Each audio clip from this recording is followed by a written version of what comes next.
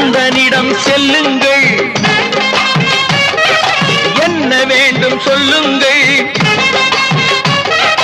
கந்தனிடம் செல்லுங்கள், என்ன வேண்டும் சொல்லுங்கள்.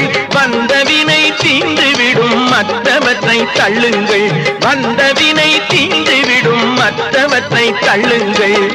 கந்தன் காலடியை வணங்கினால் கடவுள்கள் யாவரையும் வணங்குதல் போலே கந்தன் கந்தன் கந்தன் காலடியை வணங்குங்கள்.